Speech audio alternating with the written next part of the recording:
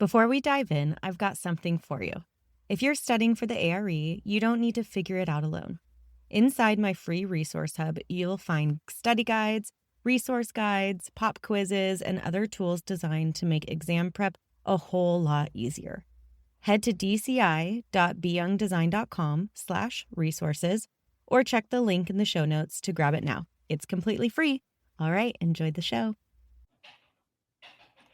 Oh my gosh, did I do it finally? Oh my gosh, it took me a hot minute to get this done. Apparently, I had scheduled this live on my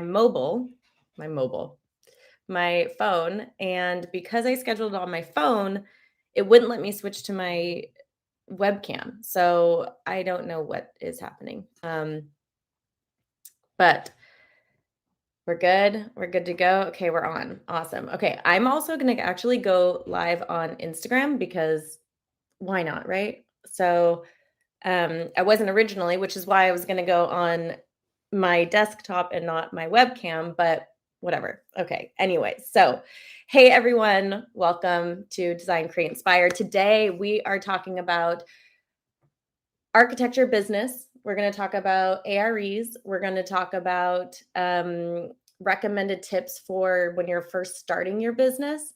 I put out on Instagram a like Q&A box, and I got a kind of a wide range of questions going from business to exams to parenting while taking your exams and business and all that stuff. So we're going to kind of go through a couple different areas. And hello, if you're on here today, welcome. Happy Tuesday morning. If you have any questions, since you're here with me live, throw them in the chat. Let's talk about it. Love to go over anything. So every Tuesday, I have a episode that comes out on YouTube on Design, Create, Inspire. I say Design, Create, Inspire, but my channel's called Be Young Design, so I guess that can be confusing. But comes out every Tuesday. I decided this week just to do it live because that's fun and I like engaging and seeing what your questions are rather than just me, coming up with my own random questions or topics. So I wanted to engage you all more. And so that's what we're doing here. So, hey, Scott, how you doing? I know it has been a minute. How you doing? Oops. Okay, so I'm on my computer streaming to YouTube and I'm on my phone streaming to Instagram. This is my first time doing it. So that's also why I'm 15 minutes late. Bear with me. I am a tech person, but trial and error. So let's just get into it. If you have any questions, put them in the chat. I'm pretty sure on Instagram, there might be like a little button that you can press where you can ask questions, but just throw them in the chat too. That works as well. And I'll just start going through some of the questions that I was originally asked. Scott, was it your signal or mine? Hopefully not mine. I was just saying hi. It's been a minute. Good to see you. I'm back. Are you back? I hope. Okay. So, of course. Sorry. Now my mom's calling me. I forgot to put do not disturb. It's just, it's like that day where it's like, I'm going to go live. And then all of a sudden, everything happens, right? Okay. Hey, John, is it Johnny? Nice to meet you. Cool. I'm loving some questions coming in. Since you guys are live with me, I will answer your questions and then we'll dive into some of mine. So, yeah, sorry, I froze. I got a call come in. So hopefully we're good now. I put it on do not disturb. Hopefully that's the last time it'll happen. So Johnny's wondering, what software do I use for my practice and why not ArchiCAD if so? So we use Revit, so we don't use ArchiCAD.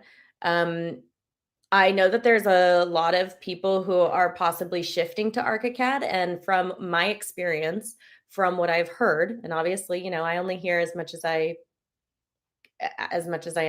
know. What I've heard is that a lot of people, or what it seems to be, a lot of people that are moving to ArchiCAD are people who didn't jump into Revit and who are going from AutoCAD into BIM. And so instead of jumping from AutoCAD to Revit, they're going into ArchiCAD. Now, I don't know if that's everyone's experience. If you work in ArchiCAD, I'd love to hear what your experience is with that. I started working in Revit in 2013, probably actually at the end of 2012. And it was very new. It wasn't being taught in the school, but I had heard about it. It seemed like it was much more efficient than going from SketchUp to AutoCAD and losing information between the two. It just didn't seem like it was conducive for optimal production and flow. So I started teaching myself Revit 2012. Started using it for actual work in 2013, and so that it's been about 10 years. So I love Revit. It works really well for me. I know that there are certain people who believe that it doesn't create a lot of creativity because it's constricted. Like, you're not working with like free flowing lines, you're working with forms like a wall system.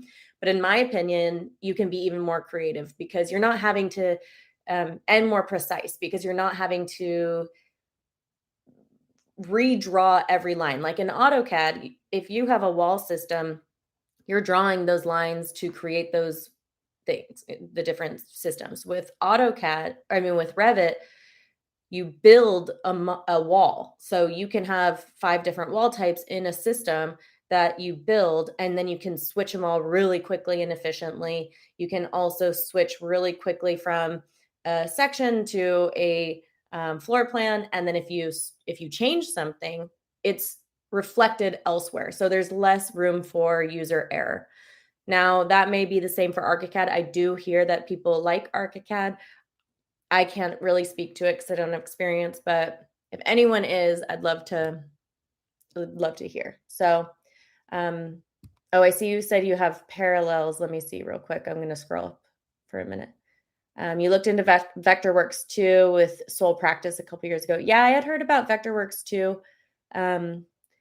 Main reason for being dissatisfied with Revit was because it has no Mac OS native application like AutoCAD. Yeah, so you have to use parallels. That's what I had to do for years, especially because I have a PC um, at home, like my desktop, but I have Mac computer, and I almost bought a PC computer, and I'm like, I just can't do it. I just can't do a PC computer, a laptop. So I still have my Mac. When I work on Revit, I work on my desktop. Not ideal if you're, switching around, but yeah, it's kind of ridiculous that Adobe software works really well on Mac, which is great for architecture, and then a lot of the software, like the building software, works best on PC. It's like, can't we just figure out something? So um sorry, I don't know your name based on your thing, but Less Masterpiece Limited says, I find that most architects use AutoCAD, but not the architectural one, though. Oh, that's interesting. So, yeah, I can't with AutoCAD. Like, when for sure there's an efficient way to use AutoCAD when you really get it. And I remember, like, back in the day, late, oh gosh, like, I'm aging myself, 2008, 2009, I was proficient at AutoCAD, and you could work around it, but, like, my God, you forget to update like a section or something because you updated it here. Like, you change something in a floor plan, so now you have to change it in 6 different other areas. Like, and then also, we're such visual people, so be able to like move around it and go through a 3D space, walk through it. You can't do that in AutoCAD. So what do? We build it in SketchUp, and now we're going not only from different models, but now different softwares to different, it's just like there's so much more room for error that I feel like it's a bigger liability to be using multiple softwares and multiple views like that. So that's how I approach my software. Even now we use Enscape in my practice, and so we go from we're pretty much all only working in Revit. Then we do have a view in Enscape where we can walk through in real time with the client. But what's epic about that is now we can be in Revit and the client says, what if we bump out this wall 3 feet? What will that look like? And so we can literally do that in Revit. And in real time, that's sending it over to Enscape and we're visually seeing it.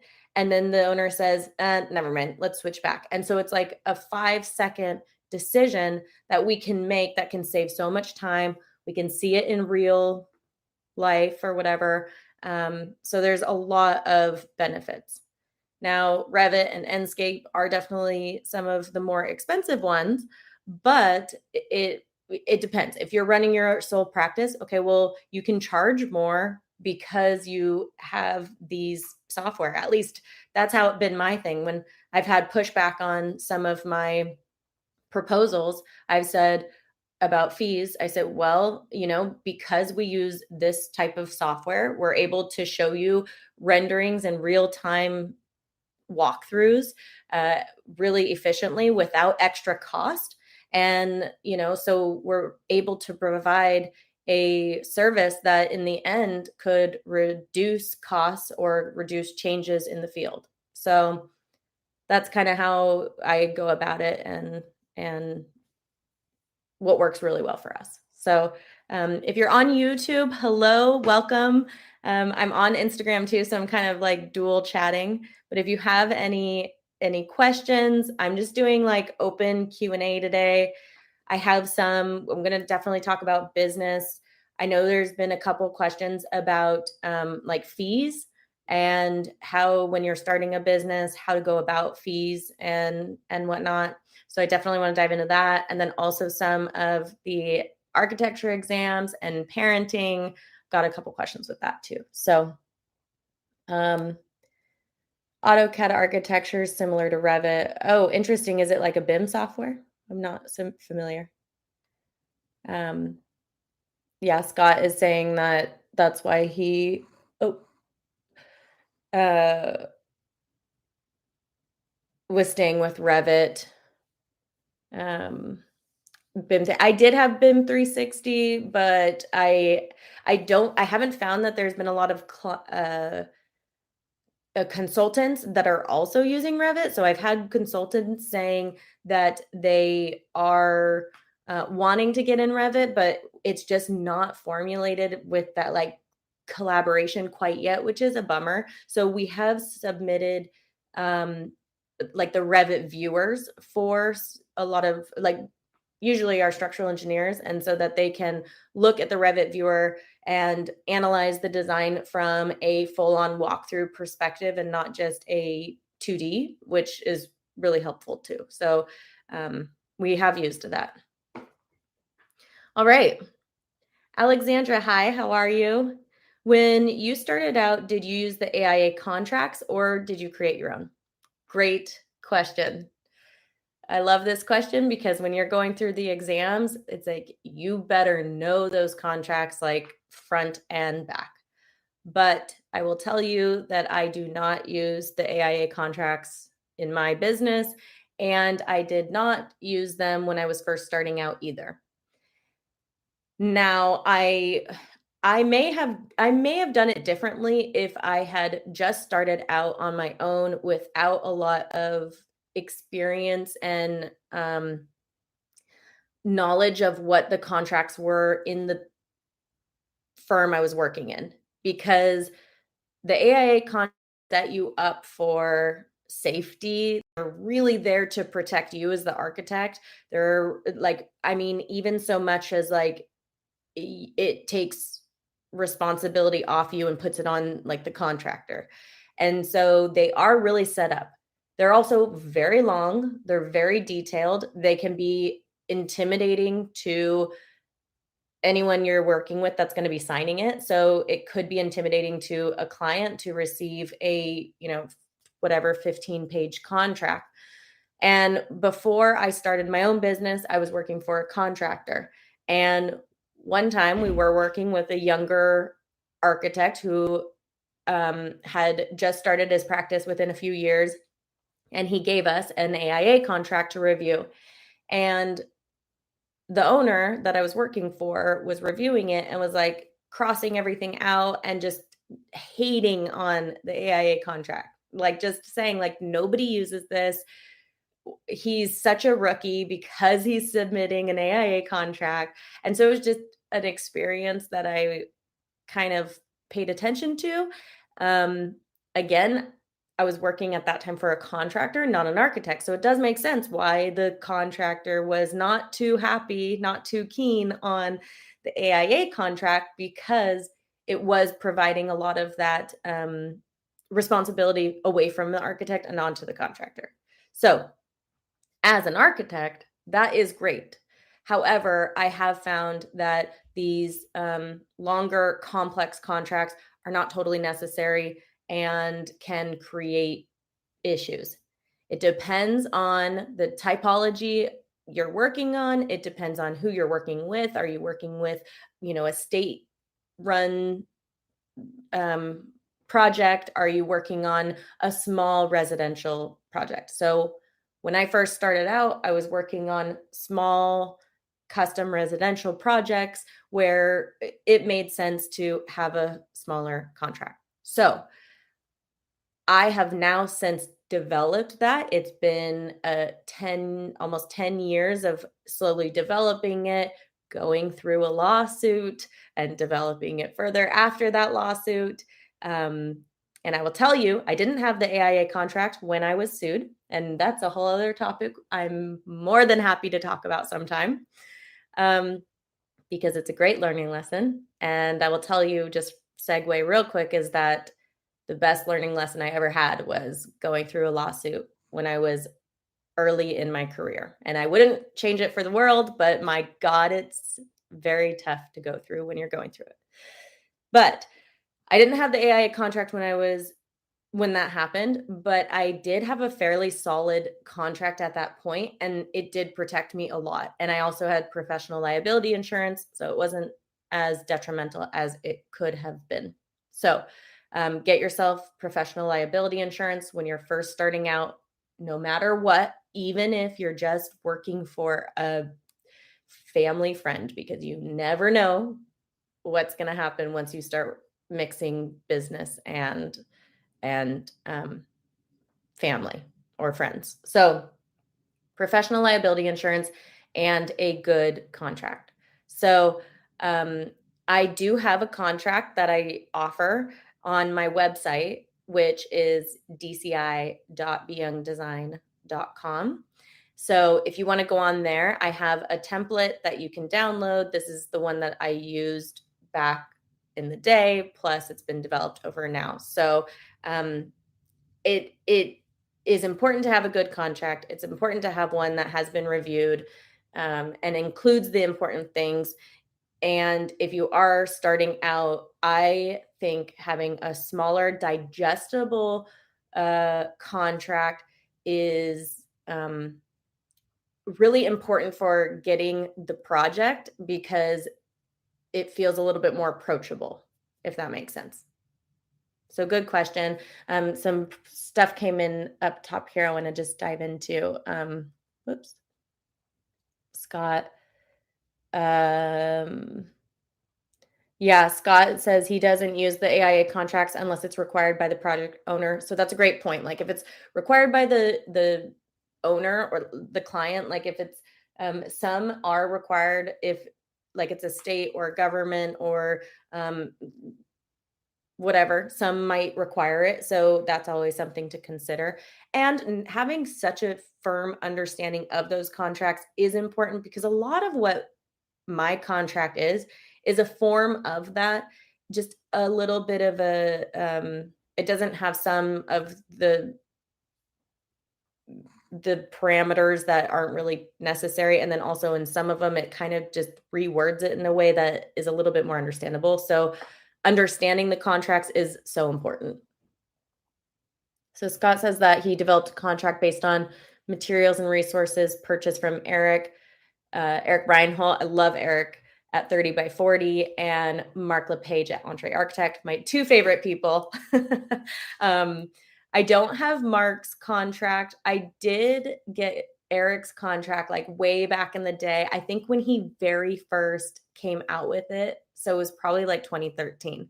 And but I have in my notes, I was going to recommend some books to someone who asked, and Eric's book is one that I recommend. He's great. And Entree Architect is so great for just getting started on your business. They have a awesome Facebook group. I've been a part of that group forever, and it's really great for like questions. And when you're talking to other entrepreneur architects from all over the country, there's a lot of different opinions and information. So it's really, really helpful, but it can also get a little tumultuous over there as well. But it is really good. I love it. Oops. Okay. Oh, yep. See, Scott said not in a lawsuit yet, but am currently in the middle of dealing with a former unhappy client who wants to take me to mediation. Yeah, so I have been told that it's not if you'll get sued, it's when as an architect. And it makes sense. Like we're dealing with all sorts of people, client, contractor, consultants, all sorts of things with building, and stuff can go wrong, and building's not cheap. So when you're dealing with that, something might come up where the owner's like, I don't want to pay that. That's not my fault. I'm not going to pay that extra money for whatever issue it is. And then the contractor's like, oh, well, it's not my fault. I'm going to, we always want to play the hot potato game. And so it is something that if you decide to go off on your own and start a business, you most likely encounter it. And it's okay. And it's not the end of the world if and when it happens. You'll get through it. It doesn't feel good. I had a lot of sleepless nights that time. But protect yourself. That's all you can do. You can be honest.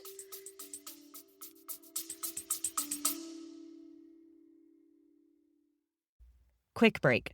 If this podcast is helping you, imagine having an entire library of study content, 1,000+ practice questions, and a community of people who actually get what you're going through.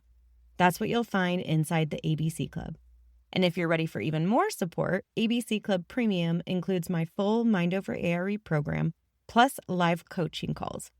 Whether you're on your first exam or your last, this is where you'll stay motivated and on track. Learn more at dci.beyoungdesign.com/ABC Club.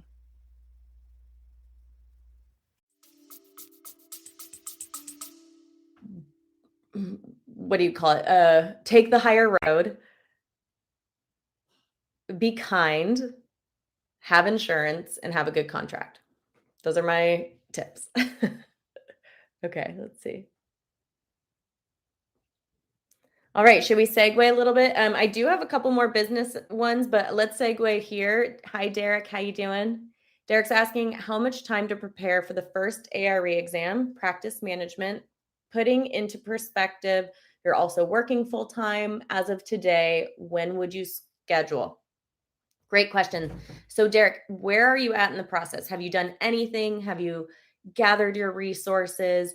Have you, where are you at? Because that's important.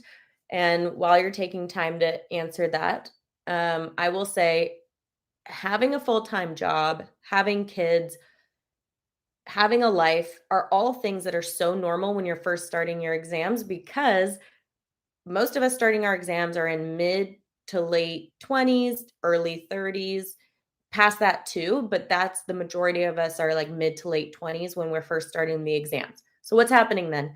You've graduated. Now we got to work. So most people are working full time, and it's also baby making time for a lot of people. So a lot of people start planning families or maybe have families.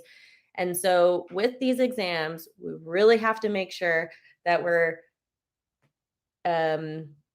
balancing life, work, exams. but never feel like you can't do the exams because you have a full-time job or because you have kids, anything like that. So, it's totally possible. You just have to get creative, and you also have to make it a priority. So, if the exams are not a priority for you, it will be really easy to not make the time for it. Because at the end of the day, when you've worked a full day in architecture, who wants to come home and read a textbook about architecture? Most people don't want to. And so you have to make it a big priority in your life in order to keep that consistency and find that time. So that's my introduction to how and when and the details. So Derek said right now, getting all the resources. Awesome. So perfect timing. So you're gathering your resources, figuring out what this whole crazy process looks like. Once you have your resources, now you should put together a plan. So the way I like to do it is I like to even look at the biggest picture, the big picture. So if I'm looking at the 6 exams, when do I want to finish by? And then kind of work backwards. And you want to be realistic. There are some people that pass all exams in a couple months, but the average time to pass these exams is 2.1 years. And so don't go in it thinking, okay, I'm going to pass all these exams in 6 months. And then you set yourself on such a tight timeline where you're not allowing yourself to breathe or have life or balance. You get burned out and then you end up procrastinating and putting them off. So instead, start with a more realistic schedule and then kind of work backwards. So, say it's a year or 18 months. I think you can do a year. Start working backwards. I always incorporate in that schedule a couple fails because it happens. 55% is the pass rate. And so you figure in some fails. Some of the more difficult exams are, PA, PPD, PDD. So those are ones that I would definitely just put in a fail. It's not like you're manifesting it or anything. You're just creating a plan so that you don't get thrown off track if it happens. Also, the first exam, a lot of times people fail that first exam because they're just learning what that is like, what it's like to sit in the exam center or at home for the exam, what it feels like, what the actual exam is like compared to how you've studied, compared to the practice exams. So, failing that first exam is totally normal too. So, just saying that when you're coming through your timeline. So, Derek, right now I'm 27, goals to be licensed before 30, also finishing a master's in construction management. So, trying to juggle everything. Okay, so working full time and school and the exams, that is a lot. So, make sure that you are being realistic about that. So, you have 3 years, maybe a little less. That's fine. That's totally possible. I started my exams when I was 27 and a half, a little bit more than 27 and a half, and I passed my last exam when I was, like, 2 months before I turned, 30. So, it was, like, right about 2 years for me, and I had a kid at the time. She was 10 months when I started, 2 years and 10 months when I ended, and I also was working. I was starting my firm. I had already kind of started my firm, so I was working on projects. So, um, definitely it's possible, and that was one of the questions that came in was if you had children before you took the exams, did studying change your routine with the kids? So, um, this can kinda go in with what you're talking about too is going to school. Sorry, lost track. Going to school and working full time, and also maybe now for some people, it's not going to school, but maybe it's working full time and having kids. So what you want to do is create that big picture schedule, like I was mentioning, break it down, and then break it down even further. Go into realistic weeks. What do your weeks look like? And actually make a plan that you will be able to stick with, and make sure you are incorporating things like hanging out with friends or a day off. You're not needing to study 40 hours a week. I believe the sweet spot is about 6 weeks. And including in that 6 weeks is the last week is chill. You're the last week you are taking care of yourself. You're going on walks, you're working out, you're eating well, you're sleeping. And so it's not like 6 weeks of hardcore studying. Now, again, if you have something like a you're working full time and you're also getting your master's, don't put that on yourself. Like, okay, each week I'm going to move the needle towards it a little further, but also make it a priority if that's what you're wanting to do, because there's no point in like studying a little bit and not having like an actual set scheduled date, because then it's like you're kind of just not moving forward. You're not really moving forward. You're just kind of like, I'll just study here and there. It's like you want to get serious, make the decision when you're ready. I'm going to start studying. This is when I'm going to take my exam, and then do it. But also make sure you're navigating your schedule like you're saying, because you don't want to totally kill yourself. Now with the kids, and this can work for you too, is with the kids, like, did I change up my schedule with the kids? No, not really. I kind of worked around their schedule. So you may have to work around school, you may have to work around um, work. And then I also time blocked. And so I got real creative. So for me with the kids, it was like, okay, she's going to go down to nap and I'm going to take a practice exam while she naps.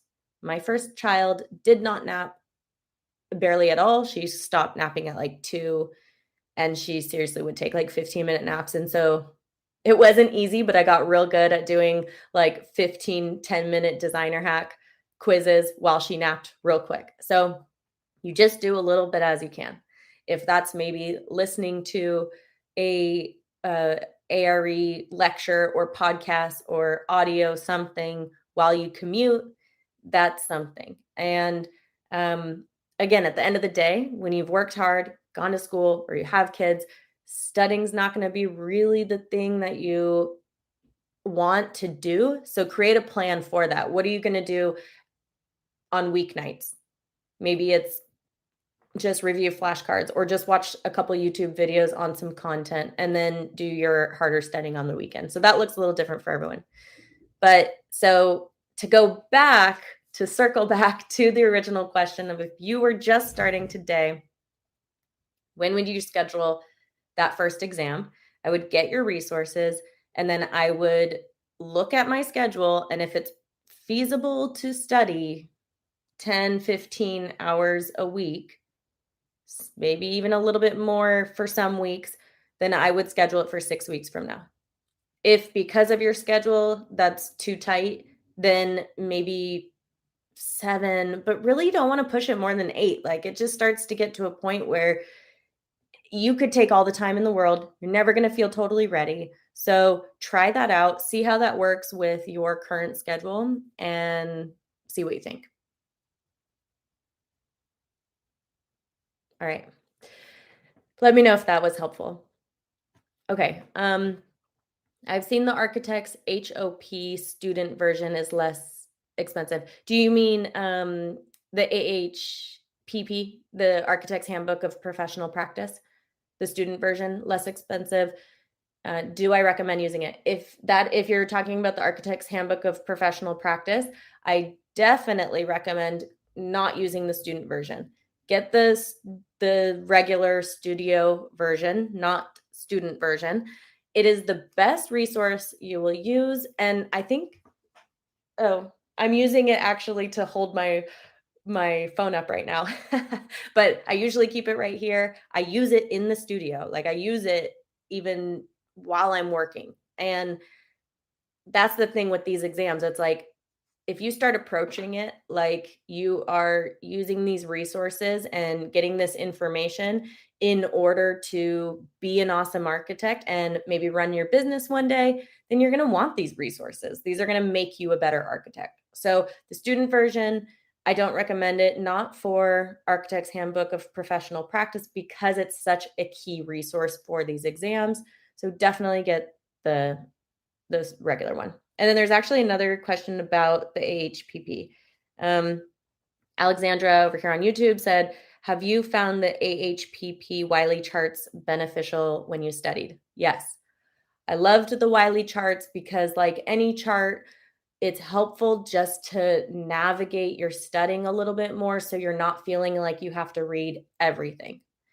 With the AHPP, I definitely dove into more than just what was on the Wiley charts. But what I did was I used those to narrow down my focus, especially when it was getting close to the exams. So I would go in there and I would make sure that I really had gone through, like at a deeper level, those areas that were in the chart. And then, from a broader perspective, like went further, but use those as kind of like a checklist essentially. So that's a great question. And then that's why I also have my resource guide. So if you don't have my ARE resource guide, you can check it out on YouTube. I'll have it in the comments. On Instagram, it's in my bio. You can go download it for free. But it's kind of like a broader version of the Wiley chart. It's just like which resources to use for which exam. And then I do have the ultimate study plan, and that's kind of like the Wiley chart, kind of for all the resources. So like each exam has a 6-week breakdown of what to study, when to study it, what chapters to study. So you're not feeling like you have to study every single resource. So all those resources, if you message me or leave a comment or anything, if you want me to send you anything, I have tons of ARE resources to help you out. Some paid, but some are free. So let me know, or you can go check it out on my website. Awesome. Derek, much appreciated. Let me know what you think, Derek, once you've looked at that calendar and you start kind of planning it out. Let me know how that feels with your study, your current study, school, and work schedule. And if you do want a 6-week plan that takes you through those 6 weeks, the ultimate study plan would be really helpful for you because it will bring you through each of those weeks. So you're not just like looking at a pile of books thinking, okay, what do I do next? Because that can be very overwhelming. All right. I have, speaking of, well, I'm going to actually answer this question real quick because it's an easy answer. But someone reached out when I asked about what questions you have and was wondering about a foreign architecture license. So they got really specific, but I just want to like briefly just say NCARB is a great resource for any sort of question for foreign architects. So there, if you just Google NCARB foreign architecture path, they have like a full chart. They're definitely the ones to ask. Because they'll have it's different for everybody. So go there. I just wanted to address that on here before moving on. Okay. Is anyone either starting an architecture business or interested in starting an architecture business or in the future want to be in business? I'm curious. And while you guys answer, I'm going to take a sip of coffee. I'm such a time person. I'm not a time person, I should say. It was like 10:59 and I'm like, I need coffee. Oh no, I'm supposed to go on in like 1 minute. Sorry. Okay. So I had a couple questions about business. And one of the questions that I got was if I had any financial book recommendations for architects. And I have like too many architecture books that I recommend for starting a business. I have so many books that I love, and so I have a link. I don't have it actually in my I'll have to when I get off here, I'll put it in my website, but I have a Kitco, which is kit.co, and I have a section there that is for books every entrepreneurial designer needs. I need to update it because I haven't updated in a while. So there's some really, really good ones on there. But I'm just going to take you a couple of my recommendations for financial books for starting a business, for some other books for starting a business, and then yeah, some that I'm currently reading. What's in my queue? I have so many books, and I know that I'm like, I don't have this written down, so I'm just gonna say them, but then I'll leave a link. I'll make a little list, and then I can leave a link for you. Okay, so, and I want to know if anyone has read any of these because there's some that are just okay. Um, Beauty Rush, started my own business a year ago, just started studying last week. Congratulations. That's incredible. I love it. Starting your business before you're finishing your exams. I did the same thing. And a lot of people feel like they can't do that, but you totally can. So that's awesome. So I have some good book recommendations for you then. So this question was specifically about financial books. So a couple of financial ones that I really recommend. Architect and Entrepreneur. This is Eric Reinhold, which is 30 by 40, which if you don't know Eric, beautiful, beautiful cinematography. He has a YouTube account. He just does such beautiful work. And I found Eric back in the day in like 2012 or 2013 when he was writing articles on House about starting a business. And I literally was like bookmarking and saving. I think I had even a Pinterest board of basically Eric's like articles on House. And then he started his YouTube, so I started following him there, and then he had his book, and like just I've loved watching his progression, and he's just really inspiring. So 30 by 40, Eric Reinhold, but his book Architect and Entrepreneur is a great book starting out just breaking down what the process is like, business, even supplemental income type stuff. So that one is a great one, definitely recommend. And then I have some other ones that aren't architecture focused, but are very helpful. So Profit First by Mike Malkowicz. Is that how you pronounce it? Malkowicz. Um, Profit First is great. And I will tell you, when I have done a lot of like money mindset work, which if you are starting a business or in business, highly recommend. Highly recommend making sure you have a really healthy relationship with money, which is like a whole other topic. But once I kind of transformed how I approached money, I found that I was able to increase my rates and get less pushback on my proposals, which is amazing. And Profit First is teaching you that it's not the same. Running a business isn't like, okay, you have your expenses, you have this, you have this, you have this, and then you have the profit. It's you have profit first, because if you don't have profit, you don't have a thriving, healthy business. And if you don't have a thriving, healthy business, you won't stay in business. So nothing else really matters at that point. And I did not know this, and I did not approach my business this way for a long time. To me, it was like, oh, profit is like, that's like greedy or whatever, which is crazy. But once I read this book, I realized, wait a second, that makes sense. If I don't have profit, then I'm literally slaving paycheck to paycheck and barely able to make the expenses on this business, and it's not going to flourish. It won't allow me to hire because there's not extra profit to be able to afford to hire. So Profit First is great. And then the other one, Never Split the Difference by Chris Voss. This was another really great one just for understanding how to put together my proposals and to negotiate more with clients, and also to feel really secure in the um, proposals that I was giving. So to feel good about what I was sending out, where before it was kind of like I didn't totally understand my own value. And so it was really easy to undercharge, basically.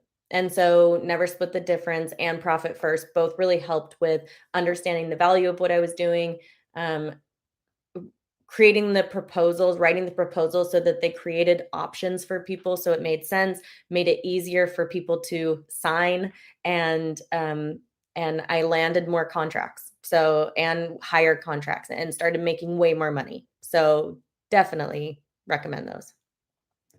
Oh, hey Wes, how you doing? Um, Wes is saying, "What are your thoughts on Rich Dad Poor Dad?" And if you haven't seen my episode with Wesley, I think it was April or was it March? Oh my gosh, I don't know. I can't keep track of time. I think April. Definitely go check that out. My thoughts on Rich Dad Poor Dad is that I need to reread it because I grew up in a house that was very much all about Rich Dad Poor Dad and finances and everything. But I was also raised in a house that was very frugal and like some of my family had money, some of my family had no money. And I grew up with this idea that in order to have any sort of money, you had to live like you were poor, not spend any money, drive a really rundown car, all this stuff. And I came into adulthood. I read Rich Dad Poor Dad. I also grew up with like the stories of it and like it was always talked about in my house. And then I read it, but young when I was younger. And then as an adult, I feel like I don't remember the story as it actually was. I remember it based on like little chunks, and the chunks that I got didn't serve me well. And so I would like to reread it because I have heard that and I know the premise of it and like it makes so much sense and like there are such great teachings in it. I think I just need to reevaluate it because I think I came into it when I read it with so many limiting beliefs about money that it didn't serve me in a good way. So now that I have a healthy relationship with money, healthy mindset with it, I want to reread it so that I can understand it from a different perspective, if that makes sense. What did you think about Rich Dad Poor Dad? I'm curious. Okay, couple other books. I mean, I could talk about books forever, but a couple other ones. This is Marketing by Seth Godin, or Godin.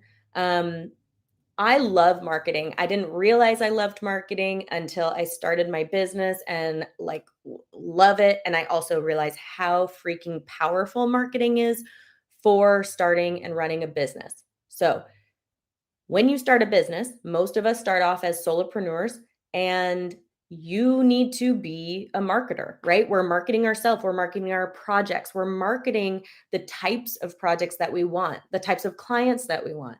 And so a lot of what we do is marketing. And so we have to know how to market ourselves and our business to get our ideal clients. So, this is Marketing by Seth Godin's great. Predictably Irrational is also really, really good. This is kind of for marketing, but it's also for proposals and putting together prices too. It just really talks about like how irrational people's decision making is, but how it's actually pretty predictable. And so if we can predict how irrational they're going to be, like creating different price points and knowing that they're going to probably go with this price point if you do this, and how it is kind of irrational, but we can predict that. And that also will really help you set up your proposals, which all these things is really awesome and helpful. Which, by the way, if you don't have time to like sit down and read a book, I get it. I'm an Audible learner, so I like to listen. I use an app called Libby, and Libby is connected to local um, libraries. And so you can actually get audiobooks and like Kindle books for free. So it's a great way to be able to consume all of these. Okay, the next one is The Big Leap by Gay Hendricks. Incredible book, especially if you're in business. and maybe you've like hit a plateau, or maybe you're at a certain threshold and you can't break above it. Maybe you're really wanting a certain revenue number, but like you're not able to get to it. The big leap is huge and incredibly amazing. It's also great if you're taking the architecture exams, because it talks about like self-sabotage and uh possibly maybe why you've been failing over and over. So the big leap is really, really good. Or if you're procrastinating a lot, really just like getting in your own way, the big leap is awesome. Next one is The 7 Habits of Highly Effective People by Stephen Covey. Now, this one is just like an all around life book. I highly recommend it just for anyone living. But if you're in business, it's also just really great, because if you can be an effective person, if you can be a well rounded person, if you can be someone who um, works well in life, then you are more likely to stay consistent, not give up. Business isn't easy, and get more clients. So it's a great book. Okay. And then I was just gonna say, I'm currently reading, what I have on my desk, my side desk, is Architect and Developer by James Petty. I have been wanting to read this forever. It's not even that big of a book, but I finally just got it a couple weeks ago. And so I've started to dive into that, which is exciting. And it's a little like, I love business books and marketing books. And so this is a little bit different for me, but I want to do development. I'd love to be architect and developer. So I'm diving into that. And then there's a couple other ones that are like in my queue, but I don't want to dive too far into this because, we could talk about books forever. But I'll make a list and I'll put it out there so you guys can get these. Okay, Wes, it was part of an Amway scheme that one of my old teammates tried to get me involved in. It was a good book, but having multiple people trying to recruit me into Amway ruined it for me. Oh, interesting. So it was like a MLM type recruitment thing? Yeah, that seems weird. So maybe you have the same feeling as me. It's like, maybe it's a good book, but for some reason, just not a good taste in your mouth. So need to reread it or whatnot. Yeah, you're welcome for the book recommendations. Again, I know it's like just spewing them out, so I'll write them down so you can see them. For someone who doesn't want to go to architecture school but would love to learn about architectural visualization, what path do you recommend? Books, tutorials, software, what to read and learn? That's a great question. Um, I think today's age, we are so lucky because YouTube University, right? I mean, you can learn just about anything on YouTube. Also, masterclass. I love masterclass. When a couple years ago, I did um, Frank Geary's masterclass, and then also Kelly Wursler has a great masterclass. So if you're just wanting to get like an idea of design, architecture, that sort of thing, definitely I would go into certain master classes or online like YouTube. And then also maybe even, um, sorry, I just got distracted. Yes, this live will be saved. I'll save it here. And then it's also going to be on YouTube because I'm kind of dual streaming here. um, yeah, I would recommend just starting out like that. You can, of course, there's intro design books and whatnot, but I would really start online. And then um there's also a lot of like courses that you can buy online. And so what's nice about that, it's not like you're having to go to architecture school, but you can see what path of architecture interests you and where you want to go and then go there. So if it's really the visualization side of architecture, maybe what does that mean? Does it mean sketches? Does it mean 3D models? Does it mean renderings? And then you can kind of dive into that area. So I hope that answers there. Awesome. Okay, I have, let's see how many. I think, was that my last question? I think. Well, I did have another question. I was gonna say we're getting almost to the hour, which is crazy. How did that go by so fast? Yeah, you're welcome. I hope that helps answer it. Because I get it not wanting to like do a whole school. It's a process. But if anyone is on here and has any additional questions you want to dive into, I was going to say that I did have a question more on fees and architecture, but I seriously think that that could be like a full hour or at least a full episode. So I'm going to put that on my schedule to make an episode about architecture fees, starting how do you figure out your fees, what's the whole deal with fees. So I will make sure to put that on my list and have an episode come out soon for that. So, all right. Well, if there aren't any other questions, oops, just moved my camera, then I think been almost an hour. Oh, got another question.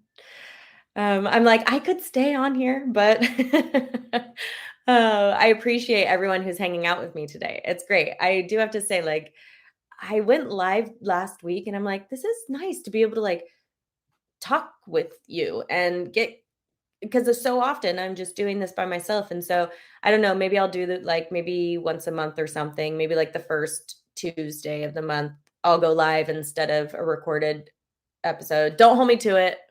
You've heard it first, but but we'll see. Okay. Yes, Arnold, I'm gonna upload this live right afterwards. It'll be on YouTube, and then it'll also be. I'll just put it on my feed on Instagram too. But if you can always go find it on YouTube too. Derek, what was more challenging, architecture school or the exam process, AREs? That's a really good question because both of them were very challenging. Architecture school took longer, but I would say the exams were more difficult because to me, I was gonna say more was kind of like writing on the exams, but I guess not because a lot's writing on school, right? I couldn't take the exams if I hadn't gone through school. But school is I don't know, like, when you're doing your exams, there's a lot of internal stuff you're having to work on. You're doing it by yourself. You're having to figure it out all by yourself. You're having to, gather all the resources, and also, at that point, you kind of, like, feel like you are done because you've already done school, you've already graduated.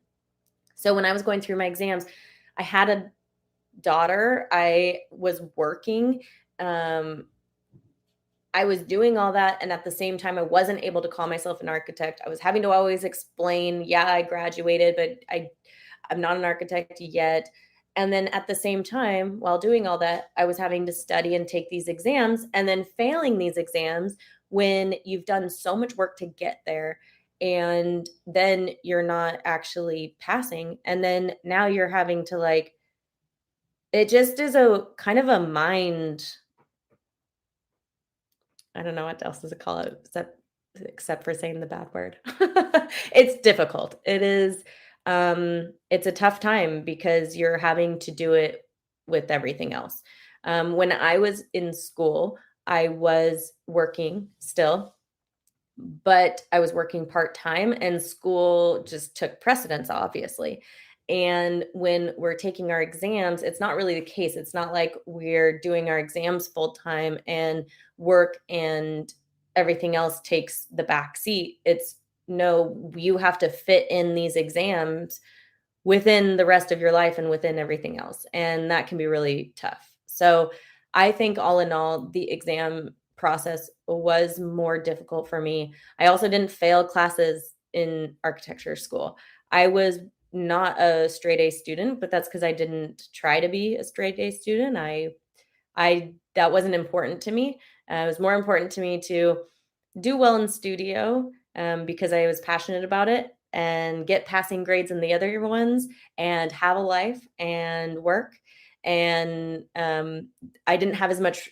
I didn't have as much expectation and pressure on architecture school. So I had a lot of expectation and a lot of pressure on the exams that I put on myself and that I put on the exams. And I knew that they were the last thing I needed to do. I knew that that's what was standing in my way of being able to call myself an architect. So, yeah, that was I think the exams were difficult. So, um, let's see. Oops.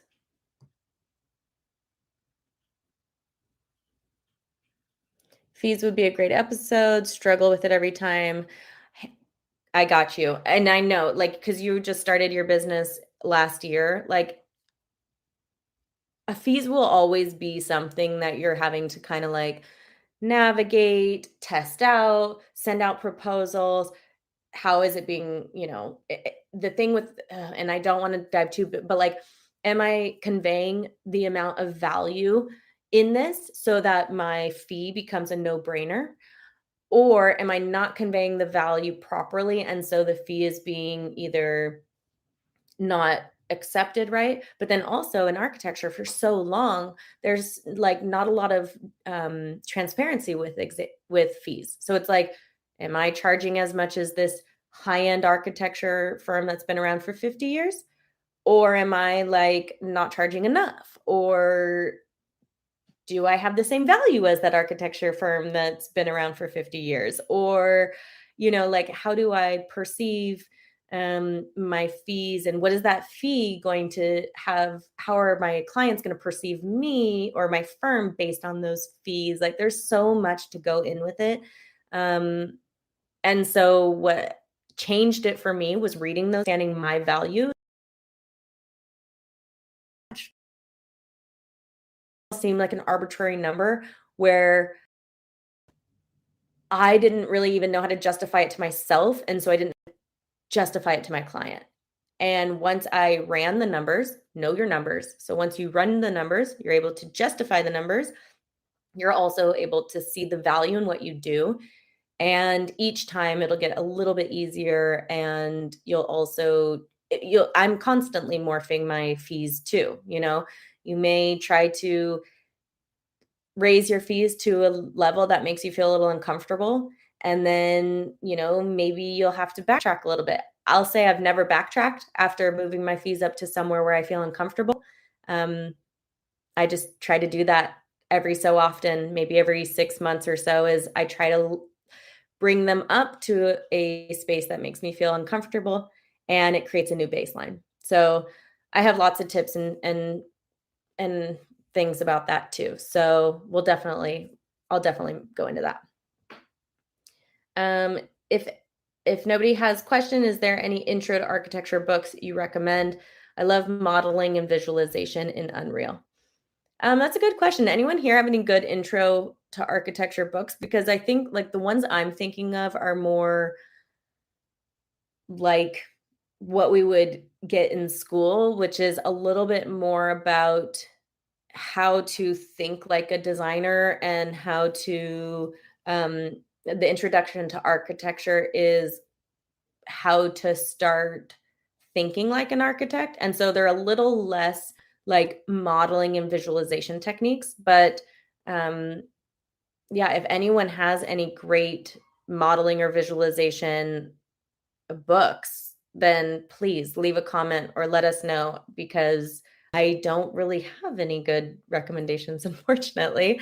I feel like Instagram, social media is a great place for um, seeing modeling, seeing visualization, and then maybe like diving deeper into that. But I think, oh no, it's sketches. So no, I leave a comment on here for you. So, okay. Well, we've gone over an hour. I don't wanna make this too long. People will, never wanna rewatch it. But I have a couple now. Okay, I have a to-do list for me is get you guys that list of books so that you can have them all in one spot, and then also, come out with an episode all about fees. And if you have specific questions about fees, shoot me a DM or leave a comment on this so that I probably easier to leave a comment on this afterwards. And then that way I can go through those and answer them during the episode. Or maybe that can be next month's live coming up. Hey, everyone. Thank you all for being here. Appreciate it. So fun. I will see you next time. Au revoir. I have to figure out how to end both these. Let's see. Okay. Thanks for listening today. Hey, remember, you've got free resources waiting for you at dci.beyoungdesign.com/resources. And when you're ready for deeper support and to come hang out with us, join us inside the ABC Club and ABC Club Premium, where you are going to get the help you need to pass your exam and actually enjoy the process. So don't let another week go by without moving forward. Take action. You got this. Check the links in the show notes and join us inside the club.